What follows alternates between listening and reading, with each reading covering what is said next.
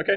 Hi, everyone. So I have a short update on the status for mplhep, which I presented in the past, and the fundamental functionality remains similar. So this is just going to be a refresher. So primarily, the primary task for mplhep that was envisioned was delivering easy publication grade styling for matplotlib head-based plots. And this is achieved by distributing style sheets and fonts, and thus saving real analyzer time and sort of streamlining the workflow a little bit. However, as this was developed, we realized that there were some domain-specific functions, or rather specific ways that we needed some of our plots to look that were beyond what was contained in matplotlib. And so we added some modules for extending this. However, the maxim here is to align with the matplotlib API to as much as possible to be intuitive and to not really cause any disruptions when users search for problems, such that any answer you might find on Stack Overflow still works without any issues. And secondly, we would also like to upstream as much of this as possible, again, within limit. So actually, thanks to this effort, matplotlib now has a basic histogram plotting support, as in the differences as opposed to hist, which was operating on a list or an array of data, both calculating and plotting the histogram. Which made it somewhat difficult to plot histograms that were already pre-bent. So there's a new function in matplotlib called stairs that takes histogram values and edges. But nevertheless, some of the functionality remains a little bit too specific to be upstream, such as plotting histograms with error bars, which doesn't seem to be something that could make it up to matplotlib.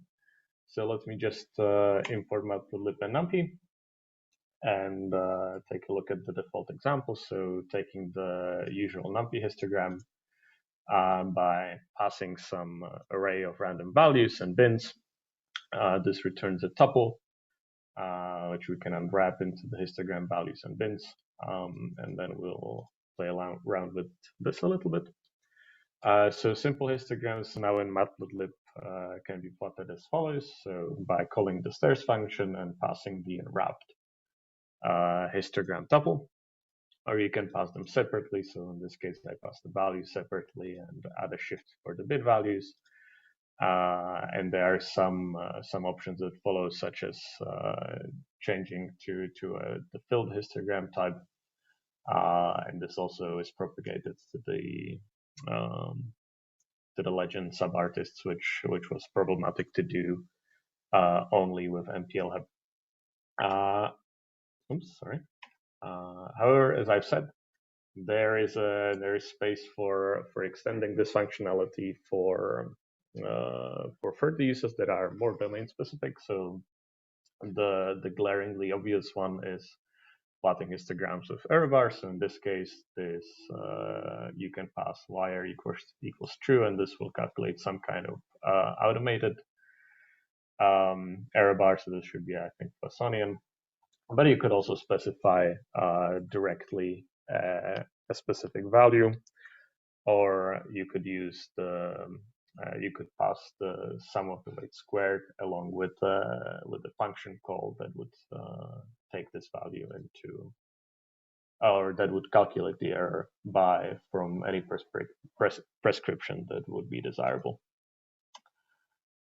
So the primary goal is to stay as unobtrusive with this as much as possible, as if this would be part of matplotlib. So any keyword arguments that you are used to from matplotlib should also work just as well.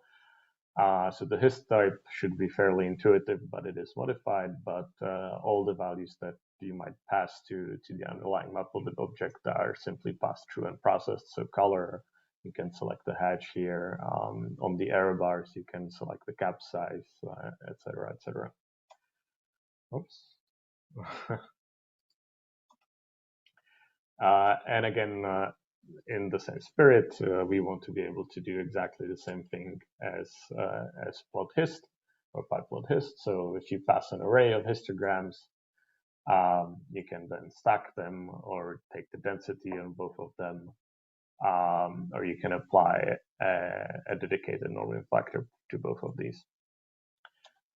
This is useful if you want to do somewhat more complicated things. So in this toy example, we take those two histograms, and then we generate another one. This will be a Poissonian redraw from the values, which would be something like data. And as follows, we could plot a data MC shape disagreement. So by taking the density of the stacked plot of two MC samples compared to another plot of what would be our data, we create this comparison, which seems to come up a lot in our line of work. We also want to be fairly flexible about the input types that can be used. So in the first plot, this takes a simple list of values. The second plot, it takes a tuple, or it takes the unwrapped values and the bin edges separately. So this is convenient when one tries to debug things very quickly, or works with various types of input data. Thanks to Henry's implementation of the UHI, we are able to process essentially any histogram object that implements the plottable protocol. So in this case, this is an example of loading a root file and opening it with uproot, and then passing the th1f object to histplot. Gives you the plot without any further effort on your part. Thanks to a recent pull request from Pieter, I think, it is now actually possible to pass a pyroot histogram into the mplhep function, because the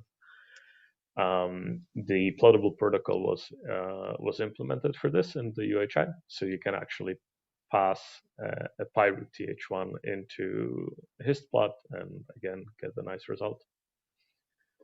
2-minute warning. Oh maybe yeah, I see. Okay.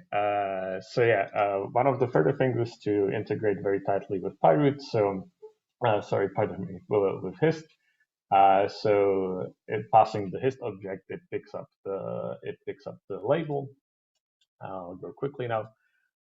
It will also pick up for categorical access. It will pick up the separate labels for the bins. And these are unsorted because this is a global access. If you passed an array of categories here, this would be in order.